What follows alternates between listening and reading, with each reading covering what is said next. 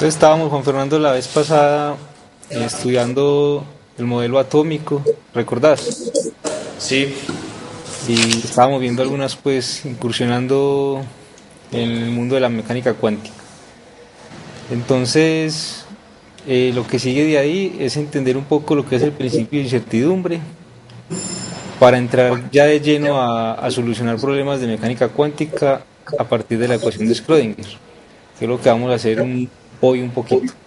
Pero quisiera conversar con vos a ver qué has leído sobre el principio de incertidumbre, cómo lo entendés y sobre todo de la propuesta que impuso de Broglie sobre las ondas de materia. bueno, pues sobre el principio de incertidumbre, es que ese modelo, pues ya se sabe la dualidad onda-partícula de...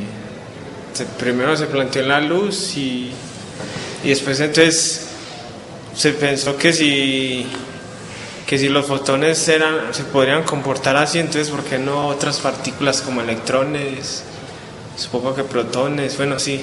Exacto, sí, Entonces, el principio de incertidumbre se toma, pues, según lo entiendo, es referido al paquete de ondas, que es como una manera de como acoplar onda y partícula como en una sola cosa. sí, O sea, pues, como aproximarla. exacto, como llevar la descripción de una partícula a partir de una suma de ondas. Ajá. Exacto, Entonces se llegó a que si la onda tenía o sea, si la longitud de onda era constante, o sea, se puede decir que era una sola onda, una onda que estaba en todo el eje X, no se podía tener información de la partícula en sí, o sea, se sabía que estaba en el eje X, pero no se tenía información bien de la posición, pero sí del momento. exacto, como ya estábamos modelando la partícula como una onda, pues una onda está regada por todo el espacio, ¿cierto? Ajá, Digamos que en general en tres dimensiones, o digamos podemos hablar de una dimensión en el eje X, una onda que se propague paralela allí. Entonces hablar de la posición, si estamos, digamos, modelando la partícula como una onda, entonces ya no podíamos decir que la partícula estaba en una posición específica, pero como estás diciendo, podíamos hablar de su momentum lineal. sí, porque el momentum depende ahí de la longitud de onda y esa se conoce bien. Exacto, Entonces, entonces ya si se empiezan a sumar longitudes de onda, pues la longitud de onda ya no se conoce con exactitud, pero la posición se va acercando más, o sea, se conoce mejor, pero el momentum ya en ese caso no se exacto. conoce bien. Entonces, si aumentamos la precisión, digamos, al medir el momentum lineal, empezamos a desconocer precisamente el valor de la posición, ¿cierto? Sí, Y viceversa. Si ajá, ubicamos la partícula, la vamos ubicando de una manera más precisa, vamos perdiendo información acerca de su momentum lineal. exactamente. Entonces, ¿cuál es la relación, digamos que el límite para esta relación entre estas dos variables? ¿Cómo así, profe? El límite Sí, ¿cuál es la ecuación que me relaciona estas dos incertidumbres en la medida del momentum lineal y en la medida de la posición? el cambio, creo que el cambio de la posición, sí es el cambio. No, ese delta que hay ahí en el principio de incertidumbre es el error en la medida, Ah, sí. ¿cierto? Entonces nosotros medimos la posición de un objeto digamos, está ubicado a 3 metros, más o menos, tantos centímetros, ¿cierto? Dependiendo de la magnitud del error. Entonces es eso lo que me relaciona al principio de incertidumbre. O sea, ya no puedo ubicar precisamente, es decir, con un error pequeño, al mismo tiempo la posición y el momentum lineal. Entonces ese delta que ves allí es más que todo asociado a la incertidumbre de la medida. Sí, profe. ¿Sí? Tiene que ser mayor o igual a la constante de plano normalizada sobre 2. Exacto. Esa es una, digamos, una cota que que ha impuesto de alguna manera la naturaleza sobre la medida, y puede que nosotros lleguemos a desarrollar aparatos más precisos y todo, pero este límite inferior no se puede, digamos, mermar, ¿cierto? Ajá. Entonces, ¿dónde dónde se encuentra el principio de incertidumbre, digamos, esta relación entre el error en la medida de la posición y el momentum en las, digamos, en las teorías? ¿Dónde se evidencia más? No entiendo la pregunta bien. ¿Dónde podemos aplicar precisamente el principio de incertidumbre? Dónde se verifica más? Digamos que en la vida cotidiana eso no sucede, ¿cierto? Vos puedes hablar de la posición de un carro que tiene una velocidad tal y entonces tiene un momentum lineal preciso. Y esas dos medidas las puedes hacer con un error más o menos pequeño. Entonces ahí no tenés, digamos, el principio de incertidumbre como tal. Existe, Lo, pero es una cosa muy pequeña. ¿Dónde se evidencia más? lo subatómico en lo pues pequeño. En el mundo subatómico, ¿cierto? Ajá. Que es allí donde venimos a implementar la mecánica cuántica. Sí. Exacto. Bien, ¿y qué sabes de lo que propuso de Broglie sobre las ondas de materia? ¿Qué es eso? Pues se asume que si el fotón se puede considerar como partícula, siendo una onda, pues se suponía que era una onda a los inicios. Exacto. Entonces, ¿por qué no se podía invertir eso a las partículas y tomarlas como onda? Entonces él plantea una ecuación para calcular la longitud de onda de las partículas. Exacto, él le asoció a una partícula material, es decir, distinta a la del fotón, como por ejemplo el electrón, como habías dicho, el protón, una longitud de onda, ¿cierto? Que se llama la longitud de onda de Broglie. Y con esa longitud de onda podemos relacionar o hallar el momentum lineal de esa partícula. Bien. Sí. Entonces vamos a hablar un poquito de eso hoy para que queden algunas cosas claras y vamos a empezar a desarrollar un poquito lo que es la ecuación de Schrödinger. ¿Ok? Sí, bro. Bien, hace un momento te envié el ejercicio y también te envié el libro que te había quedado de enviar, que me habías hablado sobre, que estabas interesado sobre los enlaces. Sí. Entonces para que lo revises. Ajá. ¿Listo? Sí, gracias. Bien, entonces vamos a ir al proyector para que veamos unas cosas.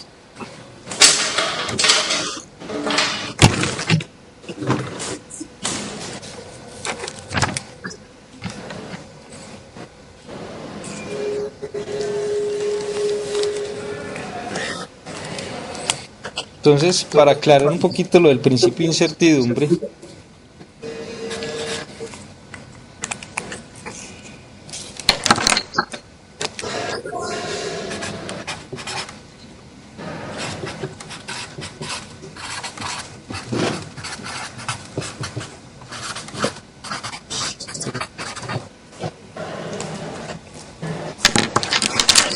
estamos cargados. Entonces vamos a definir, digamos, cómo es la medida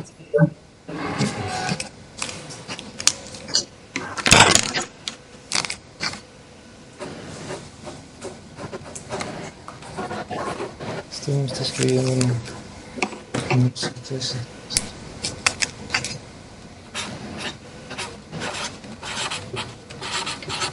cómo es la medida de una cantidad.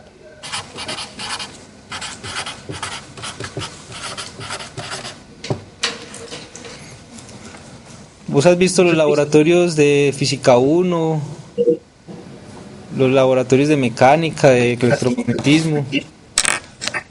Pues laboratorios en sí no, porque nos van a dar es que en el próximo semestre un laboratorio integrado de física donde se supone que vamos a hacer todos esos laboratorios. Ah, bueno. Entonces, lo importante es saber que cuando uno mide alguna variable, digamos una variable f, uno obtiene un valor central más o menos un error en la medida. Vamos a llamarlo A minúscula. Este valor de A minúscula es conocido como el error o la incertidumbre.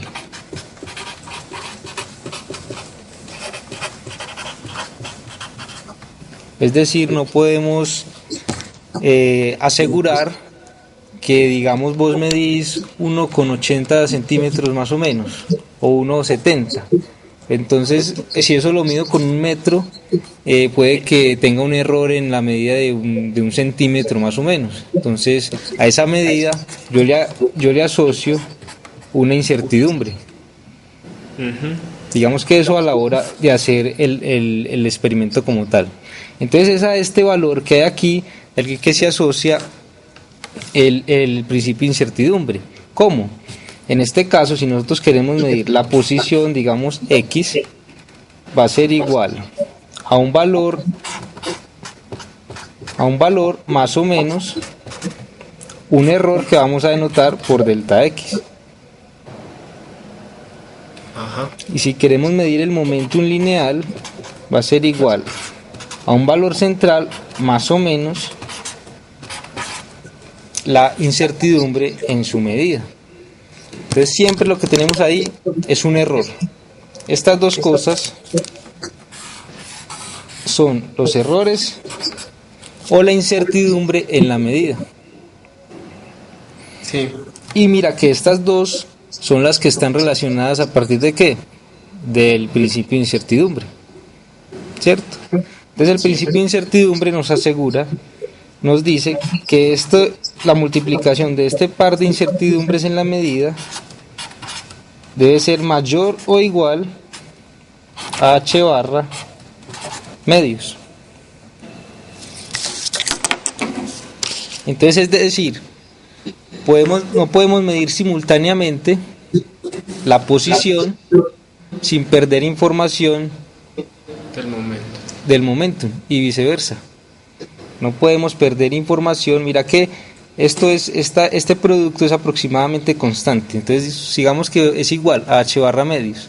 Entonces si esto de acá tiene que ser h barra medios una constante, si yo aumento la precisión en la medida de la posición, es decir que su error va a disminuir, para que esto se mantenga constante, tiene que ¿qué?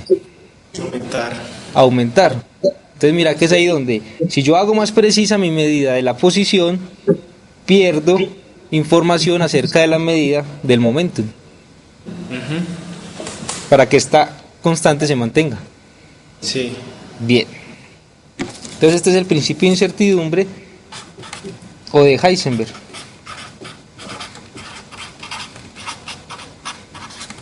Y digamos que es fundamental a la hora de estudiar la mecánica cuántica como tal, porque es una restricción que impone la naturaleza como tal.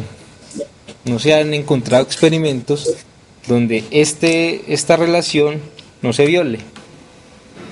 Pero ese es el que hizo pues las suposiciones al gato y el... No, el del gato es Schrödinger, que vamos a ver más adelante. Sí. Listo, este es otro. Sí. Bien. Entonces, en ese sentido, es la aclaración que te quería hacer acerca de lo que es esta relación. ¿Qué relaciona? Entonces, estamos hablando de incertidumbres, errores en la medida de estas dos variables. ¿Sí? Sí. Entonces no son cambios, no son el delta que estamos acostumbrados a tratar, que es una posición inicial menos la final, ¿cierto? Sino que es una incertidumbre entendida a partir de esto, de cómo medimos una cantidad física en el laboratorio, ¿cierto? Nosotros nunca tenemos una medida precisa totalmente, sino que a esa medida siempre vos le vas a asociar un error. Siempre como ingeniero, vos que vas a diseñar aparatos y todo eso, al diseñar un aparato que mida algo, vos vas a tener que darle al cliente, le tenés que decir, vea, este aparato funciona midiendo esta variable y tiene un error en la medida de tanto. Entonces, mientras el error sea más pequeño, tu aparato es más eficiente. Sí.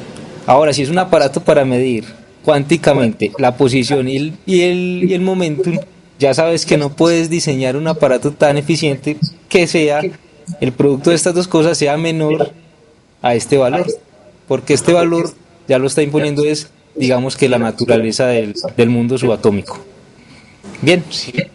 muy bien.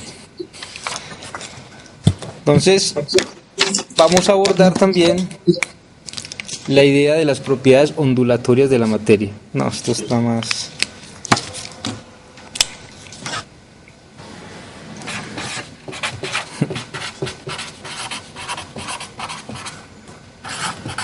Para recordar, porque son, digamos, ideas básicas para seguir avanzando y que deben quedar claras antes de empezar ya de lleno a estudiar la ecuación de Schrödinger.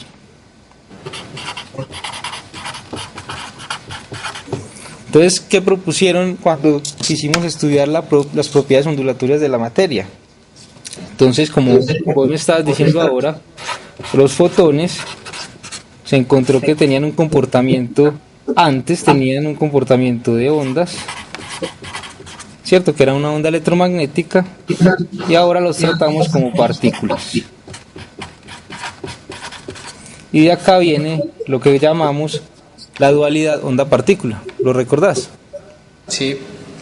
Entonces, en algunos experimentos podemos tratar la luz como una onda electromagnética.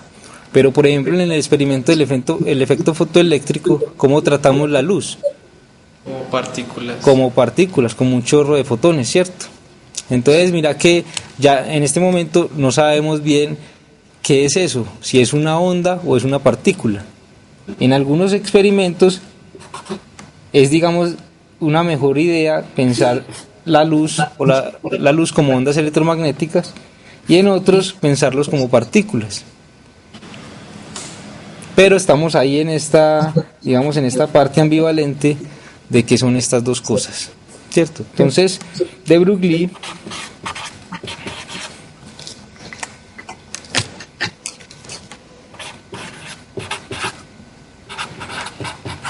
¿qué propuso?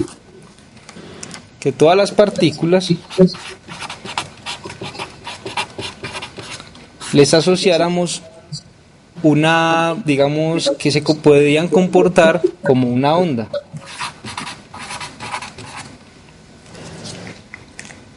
Ya no solamente los fotones como tal, sino cualquier partícula de masa m.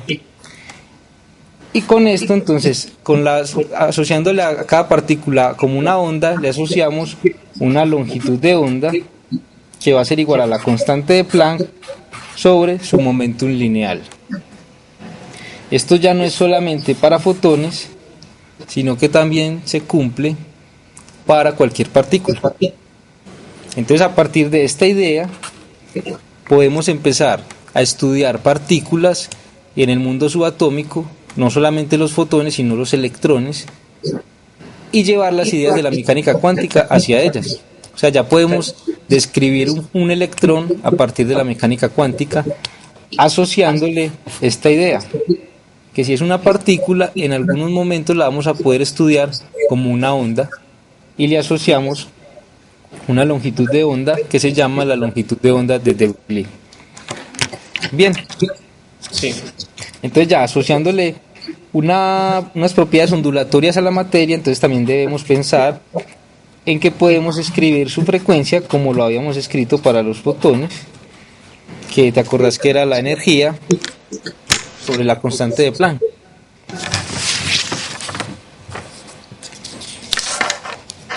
Estas, digamos, son el par de ideas que nos van a dar información, o digamos, van a ser el cimiento para describir el mundo subatómico como tal, el principio de incertidumbre y las propiedades ondulatorias de la materia. La idea de Broglie de asociarle a cada partícula una longitud de onda, es decir, que la dualidad onda-partícula fue trasladada a cualquier partícula como tal, no solo a los fotones. Bien. Muy bien. Entonces, ¿ahora qué queremos?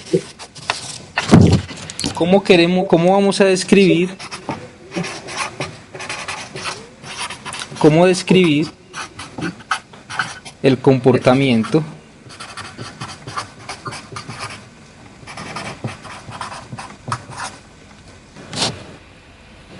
de la materia, es decir, de las partículas.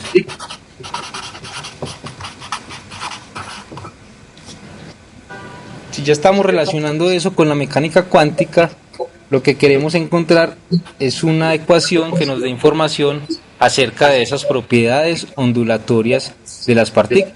Entonces vos te acordás, por ejemplo, de física de ondas, que nosotros podíamos describir una onda electromagnética a partir de una ecuación de onda, que era de este estilo.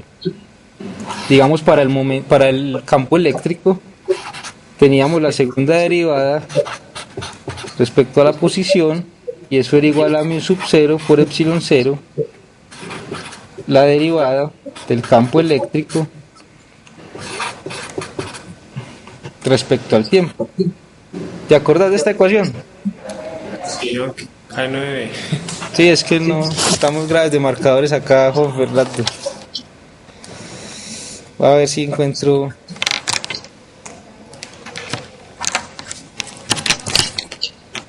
Entonces, ¿te acordás de la ecuación de ondas? Sí. Con esto y otra teníamos otra análoga para el campo magnético, y a partir de esas dos podíamos llegar a describir el comportamiento dinámico de una onda electromagnética. Entonces, ¿qué queremos hacer? Queremos encontrar una ecuación análoga, porque ya estamos dándole propiedades de onda a las partículas. Entonces queremos relacionar esas propiedades ondulatorias con una ecuación de este estilo. Bien. Sí. Bueno, entonces como ya estamos hablando de ondas y de partículas, vamos a ver cómo es la conexión entre ellas dos. Entonces supongamos que tenemos un conjunto de fotones. No, esto no escribe. Un conjunto de fotones, y nos vamos a preguntar algo específico. Vamos a estudiar la probabilidad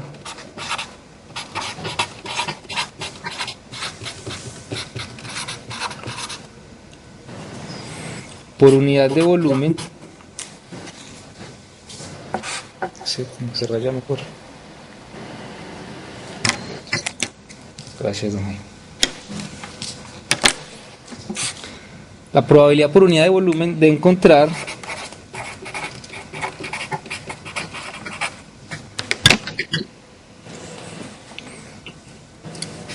un fotón en alguna región.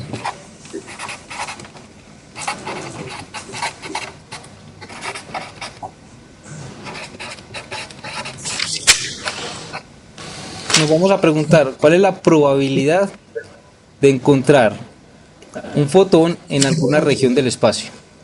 ¿Listo?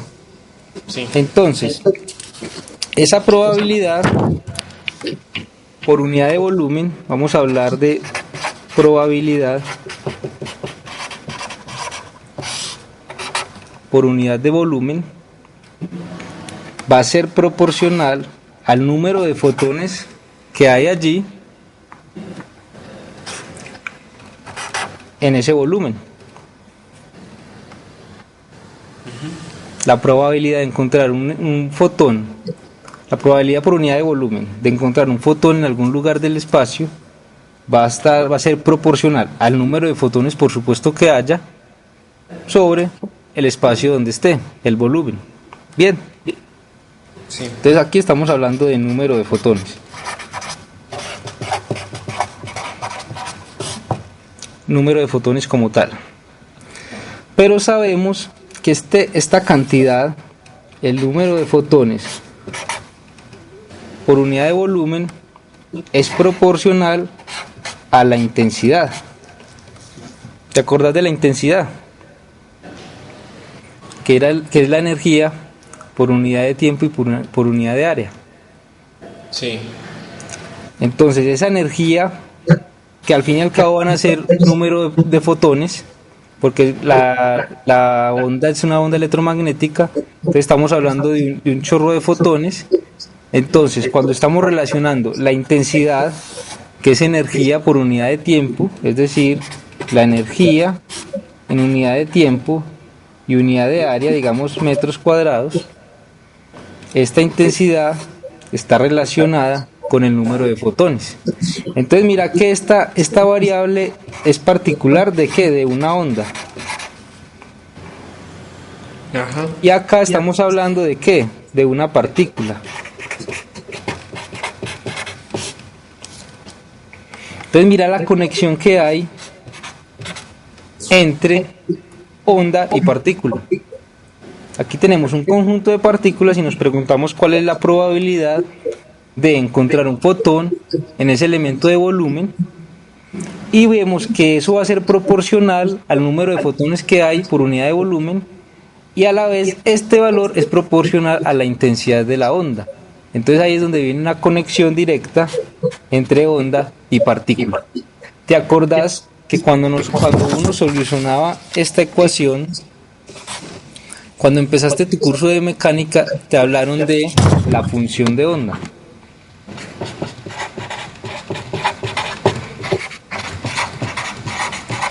Por ejemplo, para vos debe ser conocida esta expresión.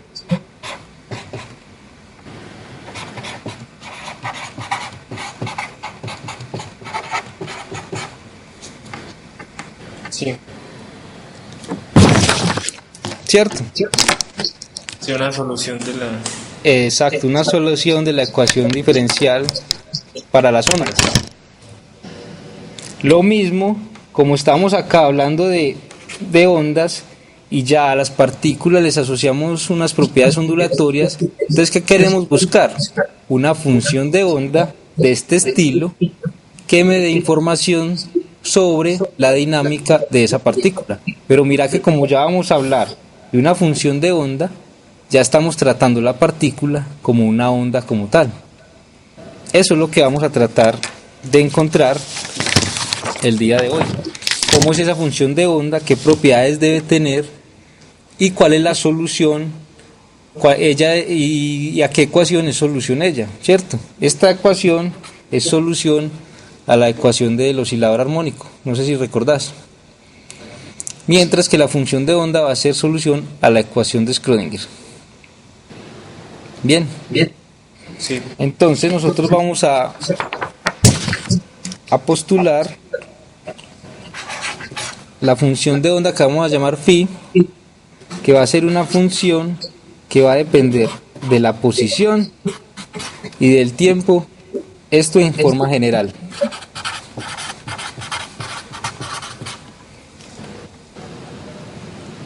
Si lo querés ver en una sola dimensión, lo podemos escribir como una función que depende de x y del tiempo, pero en general depende del vector posición. Es decir, que acá tenemos las tres componentes espaciales, pero a veces para reducir, digamos, la complejidad de los problemas, se habla de una sola dimensión, pero eso es, digamos, ya dependiendo de cada problema, ¿cierto? Sí. Entonces esta función de onda me va a representar el estado de la partícula. ¿Qué quiere decir el estado de la partícula? ¿Qué entendés por eso? Pues información sobre ella, cómo está, dónde está, pues estado es sí, información. Información sobre ella, exacto. ¿Dónde puede estar? ¿Cuál será su posición en algún instante de tiempo? ¿Cierto? A partir de ella, ¿qué puede obtener? Sí. Entonces todo eso. Es esta ecuación la que me va a dar la información del estado de cada partícula. Ahora, lo más importante, ves que estábamos hablando de la probabilidad de encontrar un fotón por unidad de volumen, ¿cierto? Sí. Esta función de onda tiene una interpretación probabilística.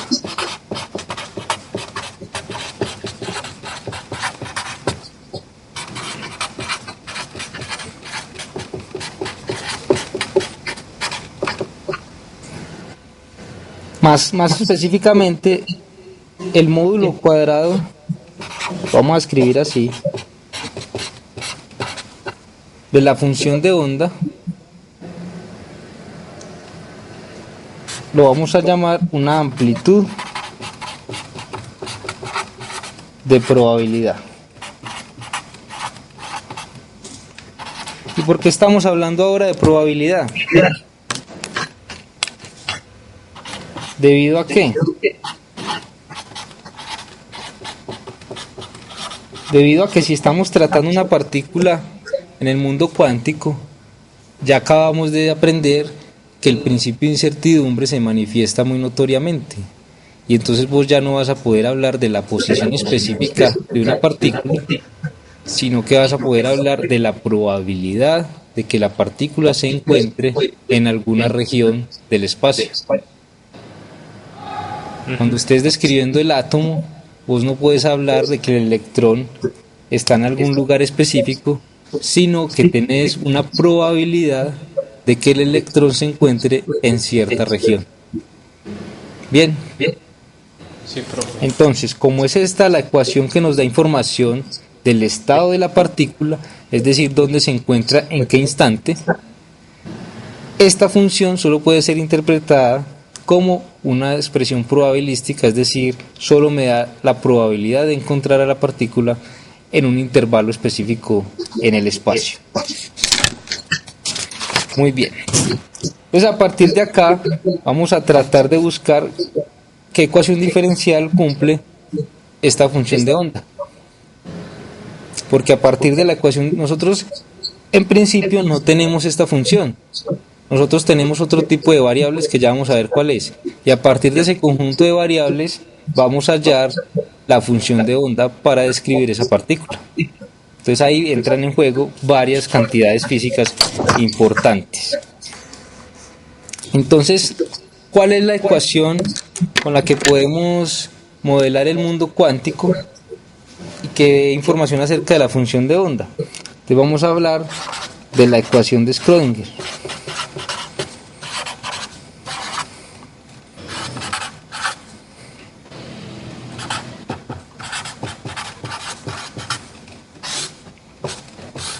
Entonces este es el del famoso gato de Schrödinger. ¿Qué decía el gato de Schrödinger? Mira que estamos hablando de la probabilidad de que de una partícula se encuentre en tal espacio, ¿cierto? En tal lugar. Sí. Lo que plantea Schrödinger es que si aquí adentro hay un gato, pues vamos a pensar en gatos, no sé, un gato, y esto es un compartimiento cerrado. Ajá. Entonces el experimento mental del gato dicen que acá hay un veneno y que de alguna manera externamente se activa, que de alguna manera el gato puede activar esto para morir. Si esto es un sistema cerrado, nosotros no sabemos si el gato está vivo o muerto hasta que abramos la caja. Ajá. Sí. Entonces es la misma idea llevada, por ejemplo, al átomo, que vos no sabes en principio dónde está el electrón hasta que no hagas una medida. Pero ahí en los electrones, ellos están, así en un átomo, están limitados en una región, ¿no? En la órbita, ¿no? Según la idea de Bohr, sí, exacto. Ellos están limitados a una región, pero de todas maneras no sabes si se encuentra, digamos, si esta es una órbita, no sabes si está acá precisamente o si está acá o acá. Eso no lo puedes asegurar, ¿cierto? Él está en un nivel de energía específico y ahí digamos que se mantiene en ese nivel de energía, pero no sabes en qué lugar específico está. Lo mismo que no sabes si el gato está vivo o muerto. Si vos estás parado por acá, no sabes si el gato está vivo o muerto. ¿Cómo sabes si el gato está vivo o muerto? Tenés que abrir la caja. Entonces mira que hay una probabilidad de que el gato esté vivo y hay una probabilidad de que el gato esté muerto. Sí. Lo mismo ocurre en el mundo subatómico. Hay una probabilidad de que el electrón se encuentre acá y hay otra probabilidad de que se encuentre acá. Esa es, digamos, la relación que hay entre el famoso experimento de Schrödinger del gato y digamos la idea probabilística de la mecánica cuántica. En principio, vos tenés un átomo y vos no puedes asegurar dónde está el electrón, como no puedes asegurar si el gato está vivo o muerto. Ya cuando llegas al sistema y haces una medida, puedes decir, bueno, hay una probabilidad de que el electrón se encuentre por acá. Una probabilidad, pero no lo puedes asegurar con certeza. Tenés que ir al sistema y hacer una medida como tal. Lo mismo ocurre acá, hay una probabilidad de que el gato esté muerto o que esté vivo. Bien, entonces ese es digamos que el aspecto probabilístico de la mecánica cuántica que nos da información digamos del comportamiento dinámico de las partículas. Entonces, ¿cómo es esta ecuación de Schrödinger? Vamos a hablar nosotros acá de la ecuación de Schrödinger independiente del tiempo.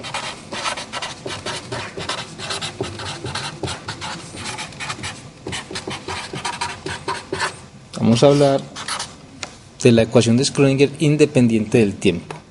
Entonces, ¿cómo la vamos a escribir? La vamos a escribir como menos la constante de Planck h barra al cuadrado sobre 2 veces la masa. Vamos a hablar en una dimensión,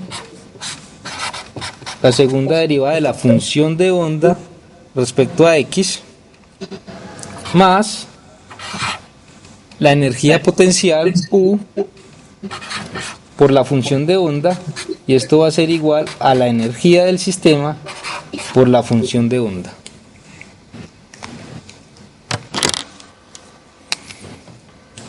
Esa es la famosa ecuación de Schrödinger. Esta, en este caso, es la ecuación de Schrödinger independiente del tiempo. Pero eso es solo para partículas con masa. Sí, exacto. Porque estamos... Pregúntame. Un fotón ahí no entra esa ecuación. No, porque mira que un fotón... ¿Cuál es la particularidad de un fotón? La masa es cero, la masa en reposo es cero. en reposo es cero. ¿Cierto? Entonces, para tratar, digamos, cuánticamente ya al fotón, entonces hay que ir a, digamos, aumentar la teoría y llevarla hacia partículas sin masa, pero hasta este momento, o sea, lo que vamos a ver en este momento es simplemente para partículas con masa, que es como la idea que traemos de las propiedades ondulatorias de la materia. Es decir, si vamos a describir el mundo material como ondas, entonces propongamos una ecuación que me dé información de ese comportamiento de partículas que tienen masa y que digamos que son partículas diferentes a los fotones, en principio, en este caso. Ahí los fotones pues ya tienen su ecuación de onda, ¿no? Exacto, entonces los fotones como tal ya cumplen una ecuación de onda cuando nosotros tratamos digamos las ondas electromagnéticas, ¿cierto? Ajá. ¿Cuáles son las variables allí? Ya no es la función de onda, sino campos eléctricos y magnéticos, ¿cierto? Sí. Que son ondas electromagnéticas al fin y al cabo, campos eléctricos y magnéticos que están variando en el tiempo. ¿Listo? Sí. Bien. Entonces esta es la ecuación de Schrödinger y quiero que reconozcas en esto algo fundamental. Esta es la energía potencial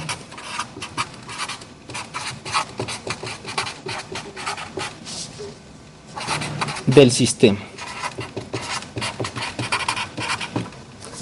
Esto es muy importante porque a partir de la expresión para la energía potencial vos vas a poder solucionar esta ecuación. ¿Y qué querés hallar con esta ecuación? Vos querés hallar la función de onda que te describe el sistema y querés hallar sobre todo cómo son los valores de la energía. Entonces, a partir de que te den una expresión para la energía potencial, vos ya puedes utilizar la ecuación de Schrödinger para hallar las dos cosas más importantes: la función de onda, que con la función de onda vos puedes hallar la probabilidad de encontrar a la partícula en cierta región, y sobre todo la energía, cuáles son los valores de la energía que puede obtener, digamos, la partícula en ese sistema específico, a partir de la ecuación de Schrödinger. Entonces, mira que, por ejemplo, acá en esta ecuación hay como una relación de energías. Acá tenemos la energía potencial y este factor que tenemos acá, este de h barra cuadrado sobre 2m y la segunda derivada, da información de la energía cinética. Este pedacito me da información de la energía cinética. Y mira que esas dos contribuciones de la energía cinética más potencial me da la energía total. Entonces mira que la ecuación de Schrödinger también está basada en un principio fundamental de la física, que es la conservación de la energía. Bien. Sí, profe. Muy bien. Entonces, la solución a la ecuación de Schrödinger va a depender fuertemente de cuál es tu energía potencial. A partir de la energía potencial vos vas a poder, digamos, solucionar el problema como tal. Bien. Vamos a ver cuáles son las propiedades que debe cumplir la función de onda como tal. La función de onda tiene algunas propiedades.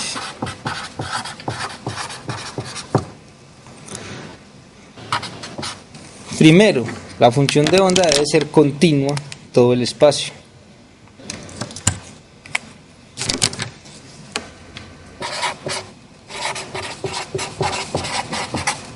Debe ser continua.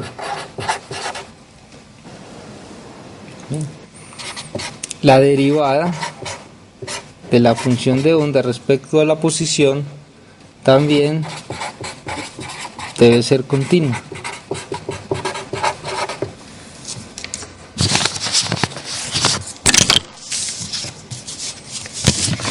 Porque a partir de allí, si vos querés describir el comportamiento dinámico de la partícula y si ella está, digamos, viajando en el espacio, vos querés garantizar que con esta función de onda vos podés hallar a la partícula con cierta probabilidad en cualquier región del espacio donde se encuentre. Entonces, si esta función tiene una discontinuidad en algún punto, ahí perdés información y ya no puedes hablar nada acerca de la partícula. Entonces es muy importante que esta función sea continua en todo el espacio como tal. Bien.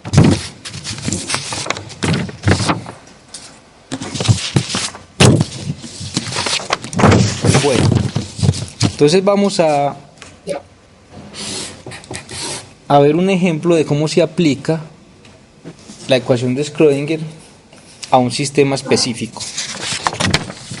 Y vamos a hablar del pozo de potencial.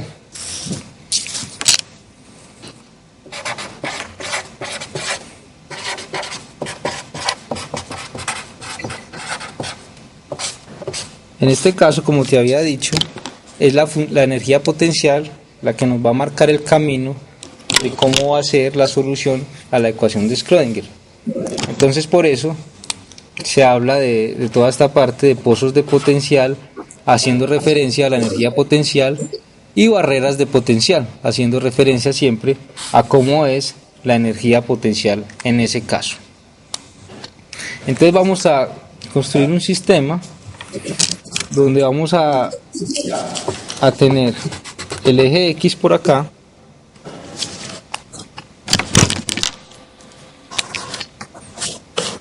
tenemos el eje X. Esta, digamos que va a ser vamos a hacer un problema unidimensional donde la partícula que vamos a estudiar se puede mover en esta dirección, en la dirección del eje X. Bien, sí. Pero la vamos a someter a ciertos valores de la energía potencial, es decir que ella va a arrancar por acá, y tenemos, digamos, un punto, vamos a llamar el origen,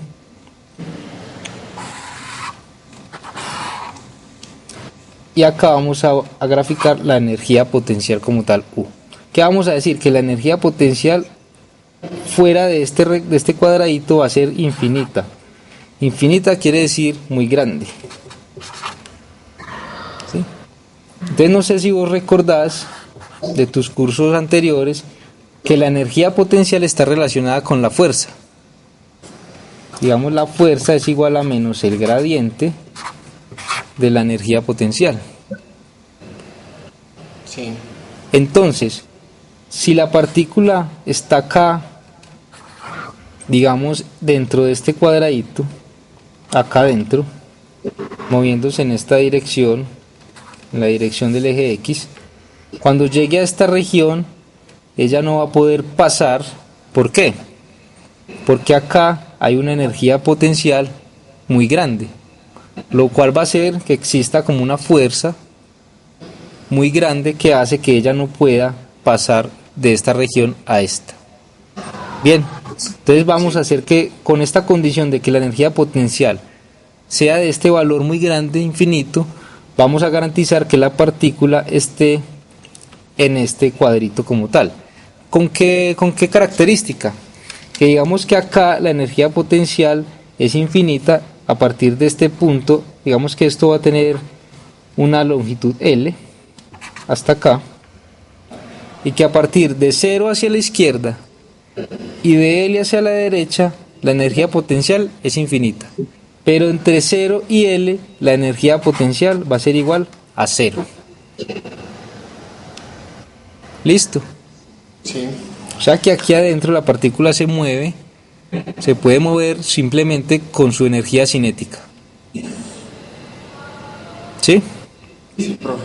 Con su energía cinética. Pero cuando llega acá, tiene una energía potencial muy grande que hace que no pueda pasar de esta región a la otra. Bien. Entonces, vamos a tratar de resolver entonces este problema. ¿Qué queremos hallar? Hallar la función de onda que me describe el comportamiento de esta partícula adentro de esta región, entre 0 y L y en las afueras. Entonces, en general tenemos la ecuación de Schrödinger que acabamos de escribir antes.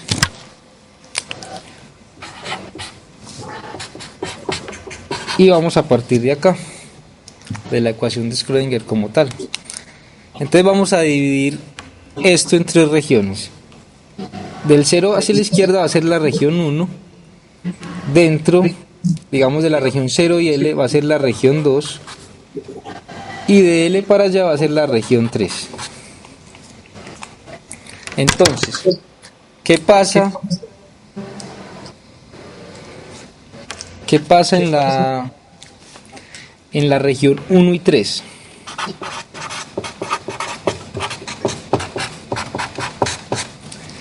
Al ser la energía potencial infinita,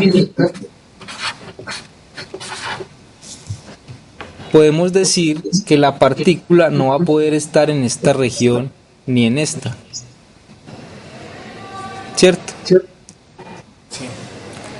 ¿Por qué? Porque la energía potencial acá es muy grande. Entonces la partícula no va a poder pasar de la región 2 a la 3 o de la región 2 a la 1. ¿Qué quiere decir eso? Que la partícula no va a estar por acá ni por acá. ¿Cómo expresamos eso acá en este problema? Decimos que la función de onda es igual a 0.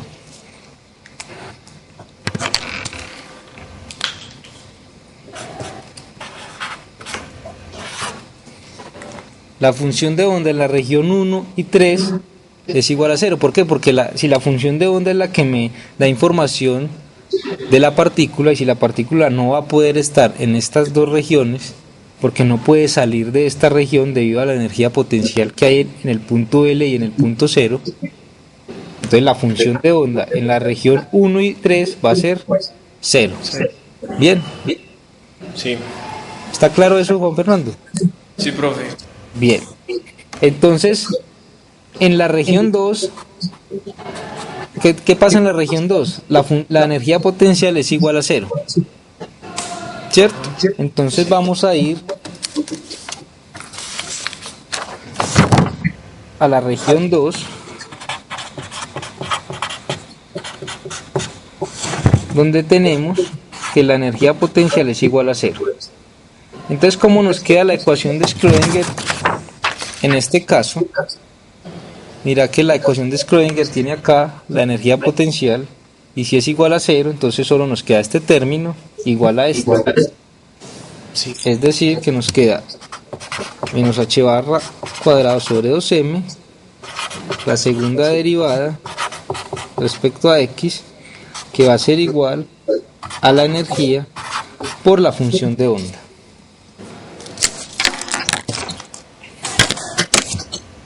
Bien, esto lo podemos escribir de la siguiente manera: segunda derivada de phi respecto a x cuadrado, 2 veces, igual a 2 veces la masa, menos 2 veces la masa por la energía sobre h barra cuadrado por la función de onda. Y aquí vamos a definir algo, vamos a definir la variable k cuadrado, que va a ser igual a 2 veces m, la energía sobre h barra cuadrado. ¿Sí estás viendo ahí o no? La última parte, la de K, no se ve. Sí. Entonces tenemos k cuadrado igual a 2 veces la masa por la energía sobre h barra cuadrado. O sea, este término que tengo acá. Sí. ¿Sí? Entonces, ¿cómo me queda la ecuación? Me queda la segunda derivada igual a menos k cuadrado por phi. Entonces mira que acá nos queda una ecuación diferencial. Segunda derivada más k cuadrado por phi igual a 0. No sé si te acuerdas de la solución a esta ecuación diferencial.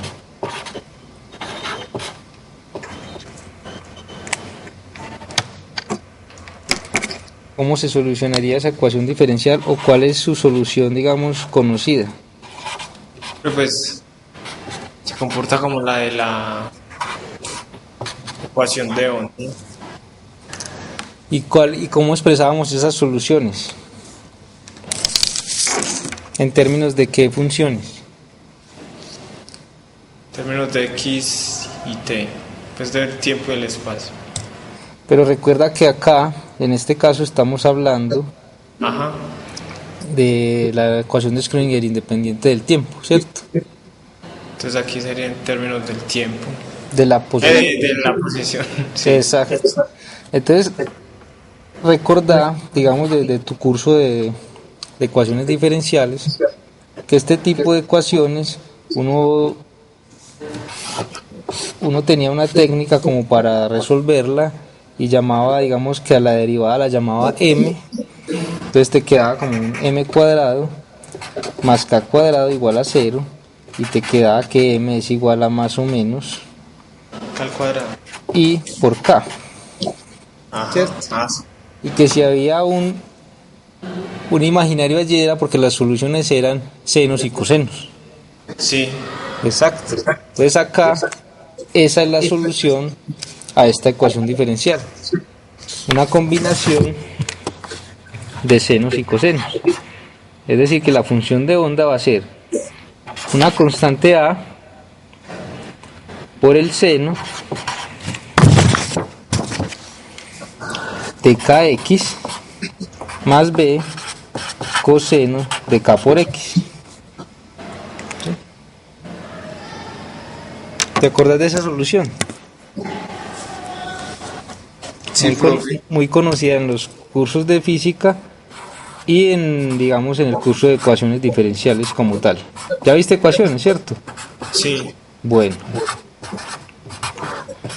Entonces, mira que a partir de digamos que esta va a ser la función de onda para la partícula en la región 2, ¿cierto? Porque ya sabemos que en la región 1 y 3 la función de onda es Cero. 0. Cero. Exacto. Muy bien. Entonces, ya hallamos la función de onda. Pero mira que tenemos dos constantes que debemos hallar. Entonces, ¿cómo se hallan esas constantes? ¿Cómo se halla específicamente la función de onda totalmente? Entonces es allí donde vienen las condiciones de frontera sobre la función de onda.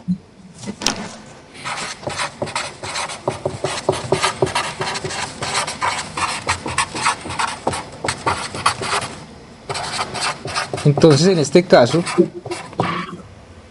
¿cuáles son las fronteras? Entonces, recordemos cuál es el sistema que tenemos. Tenemos un sistema así, tenemos el origen acá, una distancia L, una energía potencial infinita, y acá la energía potencial es igual a 0 dentro de esta región. ¿Cuáles son las fronteras en este problema? Sería 0 y L. 0 y L, exacto. Me separan este punto, ¿me separa qué? Me separa los valores de la energía potencial, ¿cierto? Sí. Entonces acá afuera la energía potencial es infinita y acá dentro la energía potencial es 0. Es decir que acá en este punto cambia drásticamente las condiciones físicas impuestas sobre la partícula. Entonces de acá a acá hay un cambio drástico en cómo la estudiamos. ¿A partir de qué? De la función de onda. Entonces, ¿qué debe cumplir la función de onda en las fronteras? La función de onda debe ser la función de onda evaluada. Vamos a poner acá la función de onda dependiendo de x y de t en general. En este caso, evaluada en la frontera, o sea en 0, en la región 1, debe ser igual a la función de onda en la región 2, evaluada en 0. La función de onda en esta región y en esta región, en este punto debe dar el mismo valor. Para ambas. ¿Sí la ves ahí? Sí. La función de onda acá en la frontera, o sea acá en 0, debe dar el mismo valor. ¿Listo? Ajá. Lo mismo ocurre con la función de onda en la región 2, pero ahora evaluada en L, debe ser igual a la función de onda en la región 3, evaluada en L.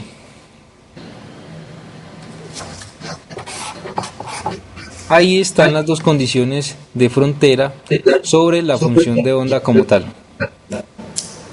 Bien, pero también debemos imponer una condición de frontera sobre la derivada de la función de onda respecto a la posición. En ese caso, también en las fronteras, la derivada, en este caso, la derivada de la función de onda en la región 1 respecto a x, evaluada en 0, debe ser igual a la derivada de la función de onda de la región, en la región 2, evaluada en 0. Lo mismo debe ocurrir en la región 2 y 3, es decir, que la derivada de la función de onda en la región 2, o bueno, pongámoslo así, en la región 3, evaluada en L, debe ser igual a la derivada de la función de onda en la región 2, evaluada en la frontera. Entonces mira, Juan Fernando, que estas 4 condiciones son las que te van a dar la posibilidad de hallar exactamente cuál es la función de onda de tu sistema.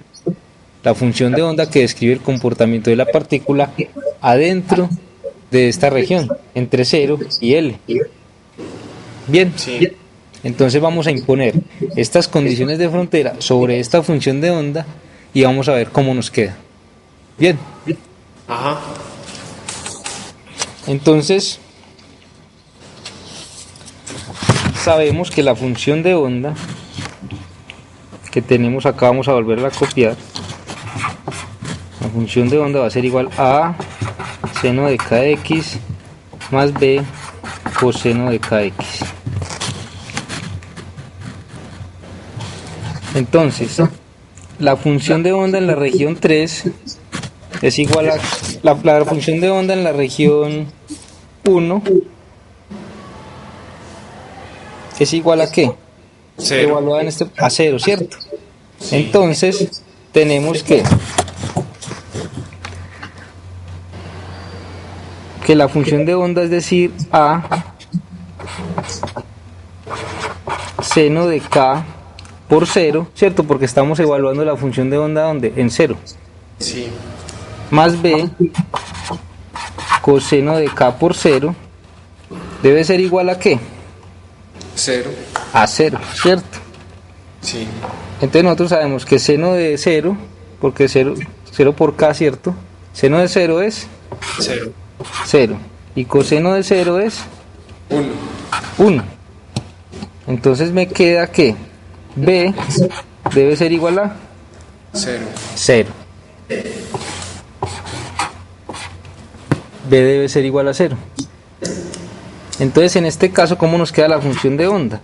Nos queda a seno de kx, porque ya sabemos que b debe ser igual a 0 para que se cumpla la condición de frontera. Sí. Bien, Ajá. perfecto. Ahora vamos a la otra condición de frontera. Ya tenemos, esta es nuestra nueva función de onda, ¿cierto? Sí. Y sobre esta vamos a aplicar la otra condición de frontera, que es la que es evaluada en L. Ajá. Es decir, vamos a evaluar esta función de onda en L y de eso debe ser igual a ¿qué? Estamos, la función de onda en la región 2, ¿que cuál es?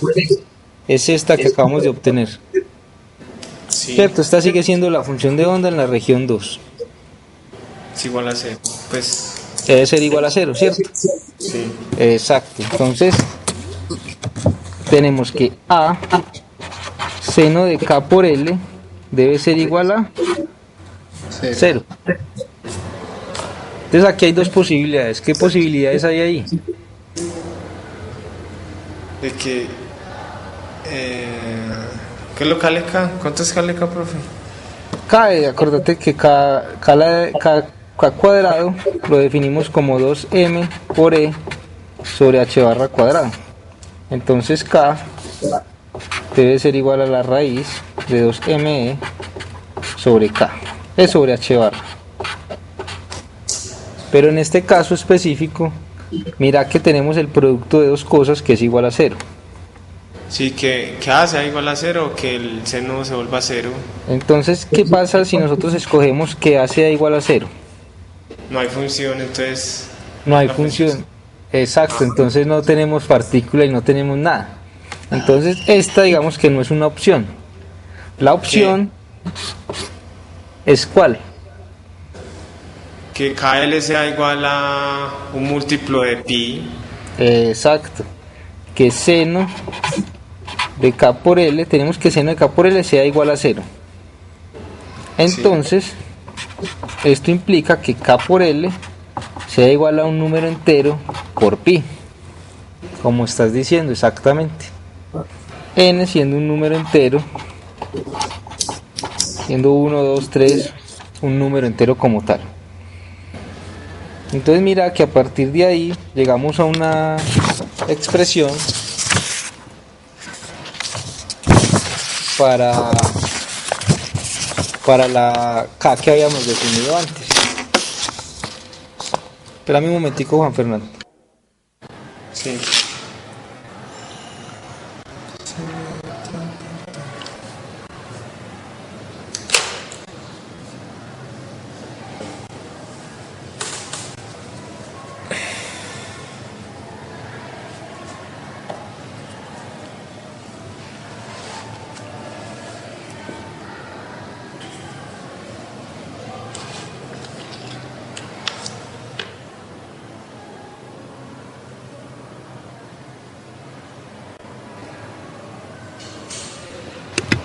Listo.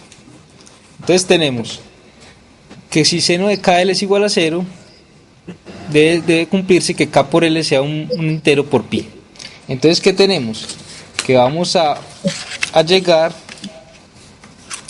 a una condición sobre la constante K que habíamos definido antes. K va a ser igual a NP sobre L,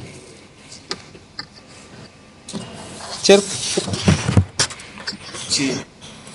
Ahora habíamos visto que K cuadrado, ya lo habíamos escrito antes, pero lo volvemos a escribir acá. K cuadrado es 2me, la energía, sobre h barra cuadrada. Entonces elevemos al cuadrado esta expresión. ¿Qué nos queda? Nos queda K cuadrado es igual a n al cuadrado, pi al cuadrado, sobre L al cuadrado. Y voy a igualar estas dos. ¿Y qué me queda? Me queda 2 veces la masa por la energía sobre h barra cuadrado, que va a ser igual a n cuadrado, pi cuadrado, sobre L al cuadrado. ¿Esto qué implica? Que la energía va a ser igual a h barra cuadrado, pi cuadrado, sobre 2 veces la masa por la longitud al cuadrado, por n al cuadrado. Entonces, mira, Juan Fernando, que a partir de la ecuación de Schrödinger llegamos a ¿qué? Que pues, la energía depende de n, o sea que hay valores de la energía. Hay valores permitidos, solo unos valores permitidos para la energía. Es decir, que cuando eso pasa decimos que la energía está ¿qué? Cuantizada. Está cuantizada, que es un resultado que venimos obteniendo desde que comenzamos, ¿cierto? Ajá. Y mira que la ecuación de Schrödinger responde a esa característica del mundo subatómico, que la energía está cuantizada. Bien, pero esta vez ya lo hallamos desde un formalismo matemático más específico, desde una ecuación diferencial, donde simplemente necesitamos saber cuál es la energía potencial. Mira que aquí el factor importante es que la energía potencial. A partir de la energía potencial resolvimos la ecuación de Schrödinger y ya llegamos a un resultado que era conocido, pero que a partir de una descripción más matemática llegamos a la cuantización de la energía. Entonces la energía está cuantizada. Y esto es un resultado muy importante porque por lo menos marca un buen camino acerca de la ecuación de Schrödinger. Nos dice que la ecuación de Schrödinger sí responde sobre esta condición que encontramos experimentalmente, ¿cierto? Sí. Cuando hablamos del efecto fotoeléctrico, de la radiación de cuerpo negro y todo eso. ¿Cómo se pudo explicar eso? Con esta hipótesis. ¿Te acordás que antes la idea de Planck fue decir que la energía estaba cuantizada? Entonces ahora, a partir ya de una teoría más formal, estamos llegando al mismo resultado. La energía está cuantizada. Bien. Entonces, ¿cómo nos queda la función de onda? Esto era para la energía, pero entonces hallamos una condición para K. Entonces, según esta ecuación, la de acá, tenemos que K, bueno, esto ya lo tenemos acá, esta, que K es igual a NP sobre L. Entonces, ¿cómo nos queda la función de onda? La función de onda nos queda de la siguiente manera. Nos queda la constante A por el seno de K por L, perdón, de K por X, pero K es ¿qué? Es NP sobre L, y entonces me queda así la función de onda.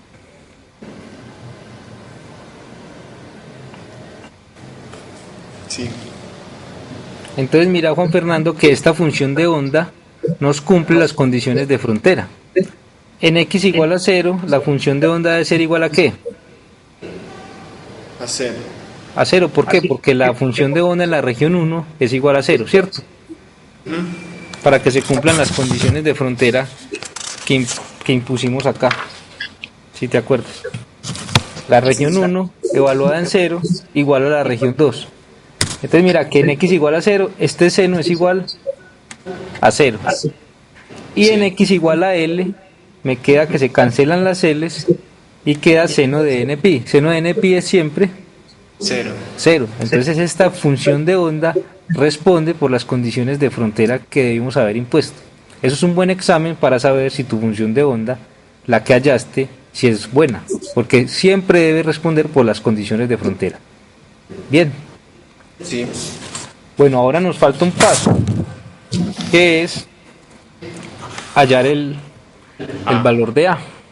Entonces hay algo que se debe imponer sobre la función de onda y es la normalización.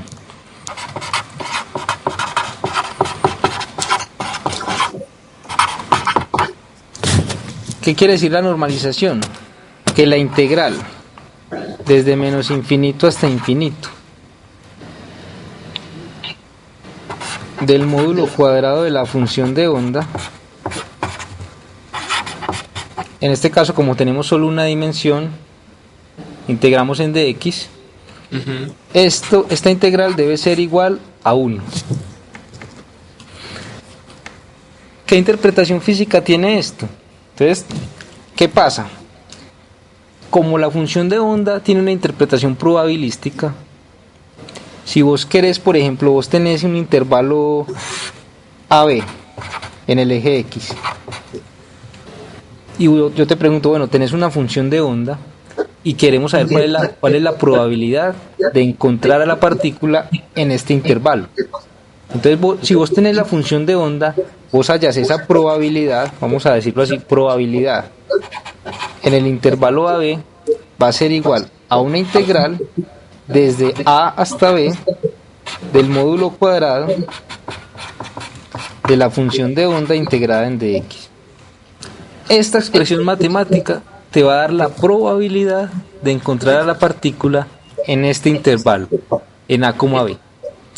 Entonces aquí entra en juego la interpretación probabilística de la función de onda. Ahora, ¿qué quiere decir esta expresión? Acá queremos decir la probabilidad de encontrar a la partícula en un intervalo A, B. Entonces, ¿qué nos hace? ¿Qué nos dice esto? Que la partícula está en la recta X, que se tiene que encontrar en ese punto en el eje X. En el eje X, que con esto aseguramos que la partícula tiene que estar en algún punto que pertenezca al eje X. Sí. Es decir, que si nosotros buscamos la probabilidad de encontrar a la partícula en un punto del eje X, esa probabilidad debe ser igual a 1. Es decir, debemos tener la certeza de que vamos a encontrar a la partícula en el eje X. ¿Cierto? Sí. Bien. Sí. Entonces, a partir de esta condición, nosotros vamos a hallar la constante A. ¿Cómo? Entonces ahí sí nos toca integrar. Entonces, ¿qué nos queda? Nos toca aplicar esta integral a la función de onda que nosotros tenemos. Entonces, ¿qué nos queda? Nos queda que la integral desde menos infinito hasta infinito del módulo cuadrado, o sea que va a ser A cuadrado seno cuadrado de npi sobre L por X, la integral en dx, y esto va a ser igual a 1. Sí. En algunos momentos vos puedes encontrar que la función de onda es compleja, es decir, que tiene por ahí un número complejo. Entonces, para hallar este módulo cuadrado que tenés acá, simplemente vos vas a recordar que esto es igual al conjugado de la función de onda por la función de onda.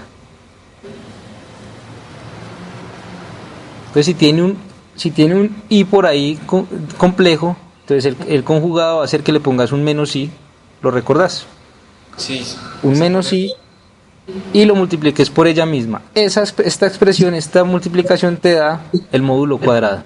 Bien, estamos haciendo lo mismo, lo que pasa es que acá tenemos una función que es real, no tiene ningún complejo.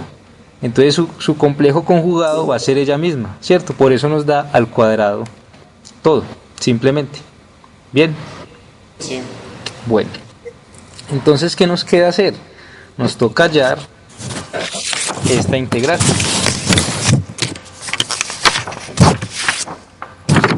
Nos toca hallar esta integral haciéndolo de esta manera. Entonces tenemos a cuadrado seno cuadrado de n pi sobre L por X de X. Entonces acá puedes hacer varias cosas. Puedes recordar que seno cuadrado de una constante, digamos, de teta, de una variable teta, es igual a 1 menos coseno de 2 teta sobre 2. Sí. Listo. Y con eso puedes, digamos, integrar esta ecuación, esta integral de esta manera. Te quedaría así, como 1 menos coseno de kx sobre 2, esto es 2kx. ¿Sí la ves ahí? Esto es 2kx. Sí. Es que me quedó medio chueco. Por dx. Entonces recordá, acá hay algo importante, recordá que como estamos integrando desde menos infinito hasta infinito, pero nosotros sabemos que desde menos infinito hasta 0, la función de onda es ¿qué? 0. 0. Y desde L hasta infinito, la función de onda también es 0. O sea que la función de onda es diferente de 0, ¿en qué intervalo? En el intervalo 0 y L. Ajá. Entonces ahí ya no tenés menos infinito hasta infinito, porque sabemos desde menos infinito hasta 0 la función de onda debe ser 0, y desde L hasta infinito la función de onda también debe ser 0. Es decir, entonces, que solo integramos entre 0 y L, porque es allí donde la función de onda es diferente de 0. Entonces, haciendo esta integral, que me imagino que te acordás más o menos cómo hacerla. Sí. Ya ahí, con ese reemplazo, ya queda una integral directa de 1/2 de x y queda la integral de coseno. En ese caso te va a dar, entonces mira que tenés que llegar a hacer esta integral e igualar esto a 1, porque estamos partiendo de la condición de normalización, es decir, de la probabilidad de la certeza, ¿cierto? Esa integral, la integral desde 0 hasta L de seno cuadrado, en este caso de k por x de x, te va a dar igual a L medios.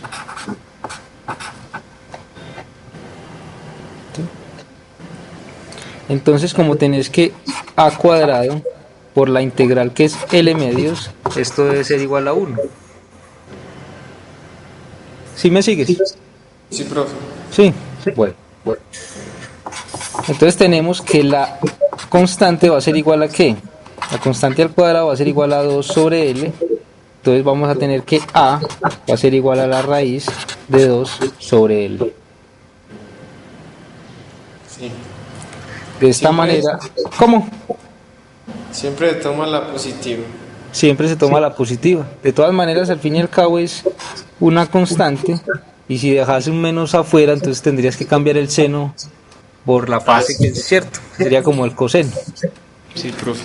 Entonces te queda la función de onda, que depende de x, te va a quedar la constante, que ya sabemos cuál es, por seno de n pi sobre L por x. Y esta sí es la función de onda.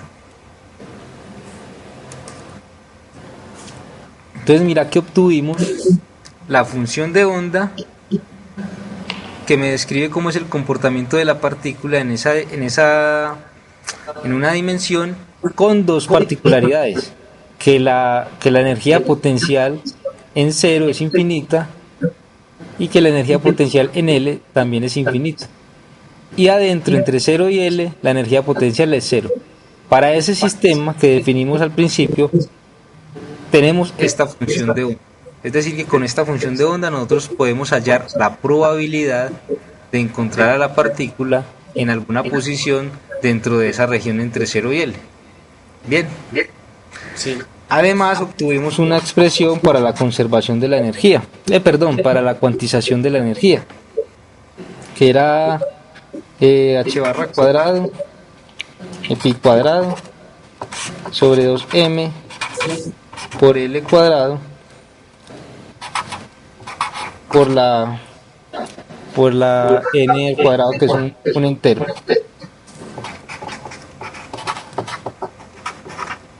Estas dos cosas las obtuvimos a partir de la ecuación de Schrödinger y de las condiciones sobre la energía potencial.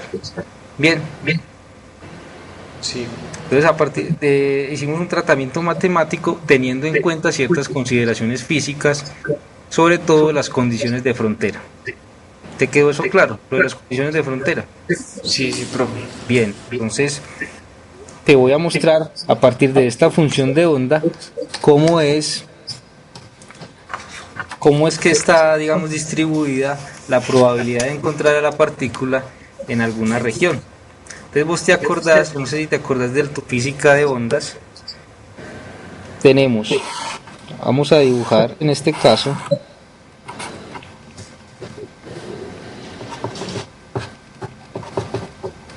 para n igual 1, para n igual 2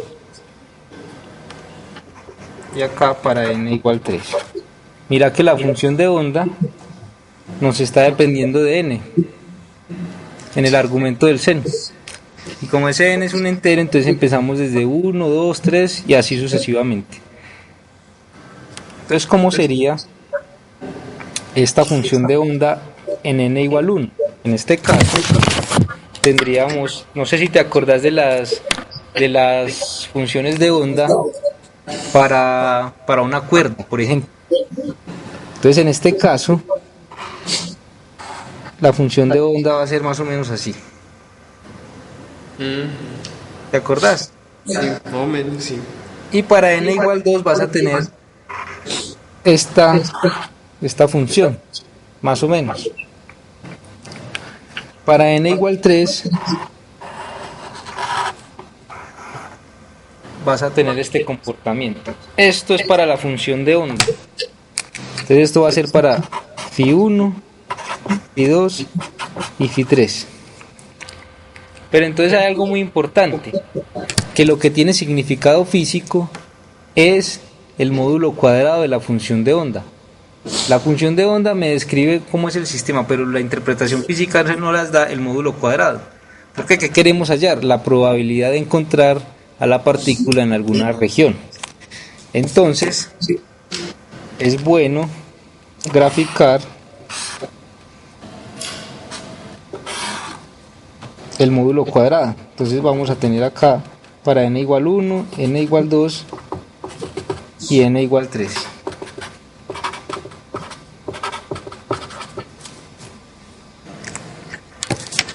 Y vamos a tener y aquí vamos a graficar el módulo cuadrado de la función de onda. ¿Cómo está distribuida entonces? Acá tenemos, esta es la probabilidad para la función de onda n igual 2. Tenemos que el módulo cuadrado está dado por esto, y para la que es n igual 3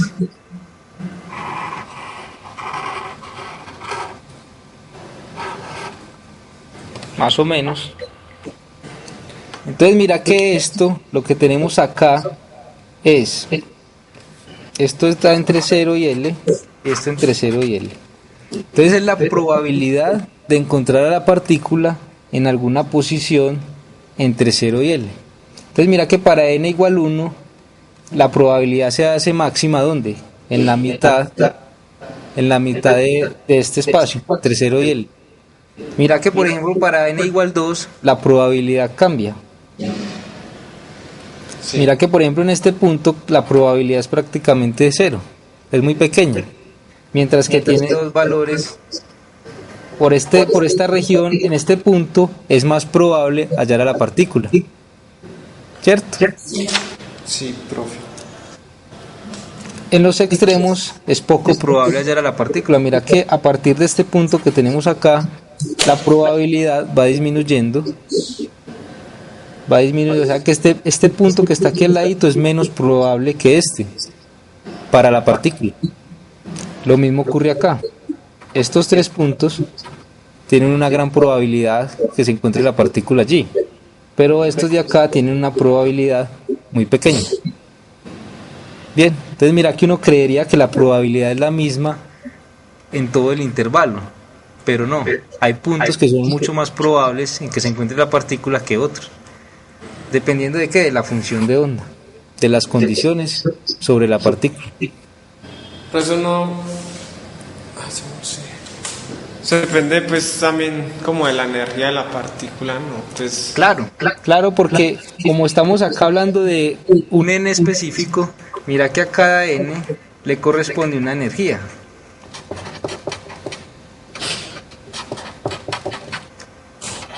Acuérdate que la energía está cuantizada. Entonces, claro, fijamos un valor de n y para este estado, descrito por esta función de onda con n igual 1, a ese estado le corresponde una energía, ¿cierto? Lo mismo ocurre para el n igual 2. A este estado cuántico le corresponde una energía. Sí, entonces a la cuantización de la energía está relacionada con cómo va a ser la distribución de probabilidad para hallar a la partícula en este intervalo. Bien. Sí. ¿Te quedó claro el procedimiento más o menos de cómo utilizar la ecuación de Schrödinger? Sí, profe. Bien, entonces lo que vamos a hacer para la próxima es que vas a resolver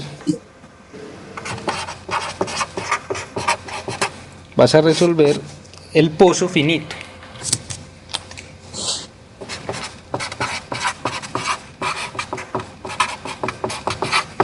Pozo finito de potencial, que ya lo que tenemos es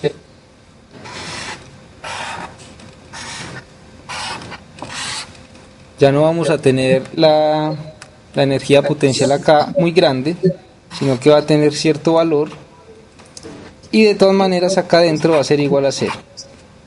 Entonces vas a resolver este sistemita análogamente a como resolvimos este y me lo vas a explicar la próxima clase como el quiz. Listo, profe. Listo. Entonces vas a hacerlo detallado y en la próxima clase me explicas entonces cómo hiciste el procedimiento y cuáles son, digamos, las consideraciones físicas que has tenido en cuenta. Listo. Bien. Bueno. Entonces vamos.